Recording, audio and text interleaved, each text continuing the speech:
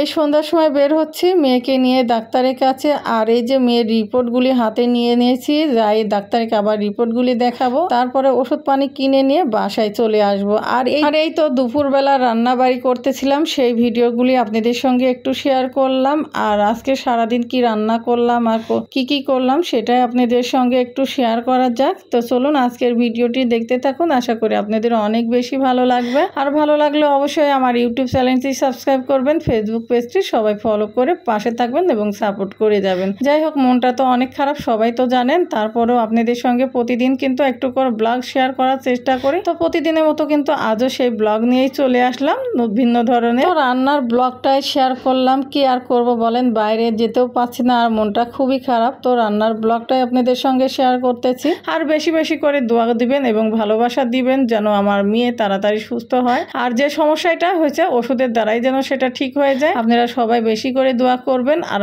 আল্লাহ তাআলার অশেষ রহমতে যেন যত যাই হোক, তারপরে তো আমাদের বেঁচে থাকতে গেলে কত কিছুর সাথে লড়াই করে বেঁচে থাকতে হবে, তাই না? তো যাই হোক, এখানে দুপুরে রান্নাবাড়ি কমপ্লিট করা হচ্ছে। আর এখানে ডিম দিয়ে রান্না করা হবে, লাউ আর আলু দিয়ে। তো এখানে 2টা ডিম ভেঙে নিলাম। ডিমটা কিন্তু আমি আজকে ভেজেই রান্না করব। তো যাই হোক, সেটা কিভাবে রান্না করি একটু আপনাদের সঙ্গে তো শেয়ার করতেছি, অবশ্যই দেখতে থাক। আর কার কেমন লাগে অবশ্যই কমেন্ট করে জানাবেন তো। আর এই যে পরিমাণে গরম পড়তেছে, বলেন এই গরমে কে কতটুকু ভালো আছেন অবশ্যই কমেন্ট করে জানায়েন তো। এই গরমে কিন্তু এত পরিমাণে গরম, কি আর বলবো, আমাদের ঘরে বসে থাকার মতো একেবারে অবস্থা নেই, এত পরিমাণে গরম, খুবই গরম। যাই হোক, এই গরমে এইভাবে আমরা চলতেছি। তো আপনাদের ওইদিকে কেমন গরম পড়ছে অবশ্যই সবাই কমেন্ট করে জানায়েন তো। আর এদিকে তো রান্না বাড়িতেও চলতেছে, আর আপনাদের সাথে শেয়ার করে ফেললাম। আর এদিকে এত পরিমাণে কারেন্টের সমস্যা করতেছে যে ভিডিওর কাজ ঠিকভাবে করতে আসছে না, ভিডিওটাও দেওয়া হচ্ছে না। আর ওই যে বললাম যে মনটা খুবই খারাপ। তো যাই হোক, সব মিলাই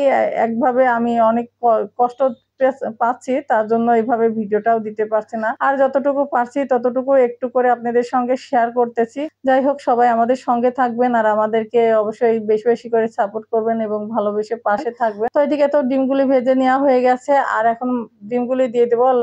লাউ তরকারি তো হয়ে গেছে, তরকারির মধ্যে এই যে ঢেলে দিলাম, দিয়ে রান্না করে নামিয়ে নেব। তো ভাবছি আজকে রান্নাটা শেষ করার পরে, দুপুরে খাওয়া দাওয়ার পরে রাত্রে আজকে আমরা কি রান্না করব সেটাও একটা কথা, তাই না? তো রাত্রেবেলা আজকে খিচুড়ি রান্না করে খেতে মন চেয়েছে, তো প্রেসার কুকারে দিয়ে খিচুড়ি রান্না করব। যাই হোক, সেই ভিডিওটাও একটু আপনাদের সঙ্গে আজকে শেয়ার করব। তো কেমন লাগে অবশ্যই কমেন্ট করে জানাবেন। আর কার কেমন লাগে অবশ্যই কমেন্ট করে জানাবেন তো। এভাবে লাউ দিয়ে আর আলু দিয়ে ডিমের ঝোল কার কেমন লাগছে কমেন্ট করে জানাবেন। আর এই তো এখানে চলে আসলাম, দেখুন খিচুড়ির জন্য। এখানে কিন্তু নিয়ে নেওয়া হয়েছে রসুন, কাঁচা মরিচ, পেঁয়াজ, তেজপাতা, লবঙ্গ। আর এখানে হলুদের গুঁড়া, ধনিয়া গুঁড়া, জিরা গুঁড়া, আবার এখানে দেওয়া হচ্ছে লবণ, স্বাদ অনুযায়ী লবণ, সবকিছু দিয়ে দেওয়া হলো। দিয়ে ভালো করে এখন মেখে নিতে হবে। তারপরে চাউল আর ডাউলটা এই যে ধুয়ে নিয়েছিলাম সেটাও দিয়ে দিলাম। ধুয়ে আমি সুন্দর করে ডালাতে রেখে দিয়েছিলাম, পানি ঝরে গেছে। আর সয়াবিনের তেল দিয়ে দিলাম, দিয়ে হাতের সাহায্যে সুন্দর করে চটকে চটকে মেখে নিচ্ছি। মেখে নেওয়ার পরে পানি পরিমাণ মতো দিয়ে প্রেসার কুকারে বসিয়ে রান্না করবো। যাই হোক, কার কেমন লাগলো অবশ্যই কমেন্ট করে জানাবেন। খিচুড়ি দেখে কি লোভ লাগছে অবশ্যই কমেন্ট করিয়েন তো। আর অবশ্যই বাসায় ট্রাই করে দেখতে পারেন, খুবই ভালো লাগবে। আর আজকে সারাদিনের ব্লগটি কেমন লাগলো অবশ্যই কমেন্ট করে জানাবেন। আর ভালো লাগলো অবশ্যই আমাদের পাশে থাকবেন, সাপোর্ট করে যাবেন। যাই হোক, আজকে সারাদিনের ব্লগটা আপনাদের সঙ্গে শেয়ার করলাম। যতই মন খারাপ থাকুক তারপরেও একটু হাসি খুশি থাকার চেষ্টা করে। আর এই তো আপনাদের সঙ্গে ব্লগটা শেয়ার করলাম, কেমন লাগলো কমেন্ট করে কিন্তু জানায়েন। আর এই তো যাই হোক, আজকের ব্লগটা আমার এই ছিল। তো কেমন লাগলো কমেন্ট করে জানাবেন। এখনকার মতো বিদায় নিচ্ছি, সে পর্যন্ত সবাই ভালো থাকবেন, সুস্থ থাকবেন। আর আমার ফ্যামিলির জন্য দোয়া করবেন, আমার জন্য দোয়া করবেন। আপনারাও সবাই ভালো থাকবেন, সুস্থ থাকবেন। আল্লাহ হাফেজ, আসসালামু আলাইকুম।